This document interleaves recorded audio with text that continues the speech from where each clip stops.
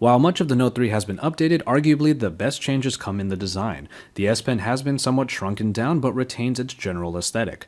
The Note 3 might take on a narrower, thinner, and lighter profile than the Note 2, making it even easier to handle in the hand, but it is in the material choice that many people might find something to really like. This is because the glossy feel has been done away with for a textured plastic that is easier to the touch, doesn't slip about, and keeps fingerprinting at bay, all of which were issues with the Note 2. Essentially, we see the next step in the Note evolution, and this may be a welcome one that hopefully makes it to other Samsung devices. Yes, the Note 3 is lighter and, even if somewhat subtle, provides an overall better handling experience. It is balanced, and though two-handed operation is used here, throwing the Note 3 around in one hand is definitely easier this time. The Note 3's screen improves in its bezels, making its screen 0.2 inches larger than the one found in the Note 2. And since the Note 2, Samsung has gotten even better at its display game with the Galaxy S4 and now the Note 3. Those bezels are nice and thin, adding to the screen's overall real estate. Whereas the Note 2 originally had a 1280 by 720 resolution screen capable of 267 ppi, we now have a 1080p screen on the Note 3 capable of 388. It is truly an upgrade that echoes the success of the Galaxy S4 screen in a larger form factor.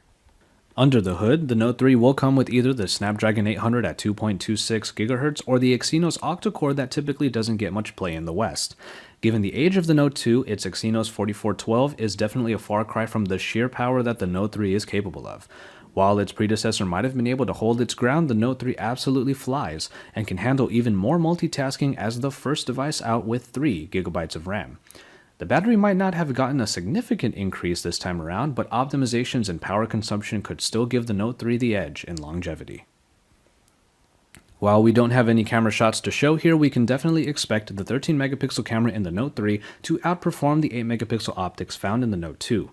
Enhancements and added features introduced in the Galaxy S4 make their way to the Note 3 as well, giving it a big boost over the more simplistic app of the Note 2. And finally, we look at software as the S Pen-enabled TouchWiz has been updated to Android 4.3. This brings along with it the new navigation options originally found in the Galaxy S4, while adding new functions to the S Pen. Air Command helps you to streamline the S Pen experience, and new ways of using the pen like Action Memo, enhanced scrapbooking, and even a full device search program really bring this new version of the smartphone into the limelight. While the Note 2 remains a very popular device, it's clear that the Note 3 continues the evolution of the Note line. And so, there you have it.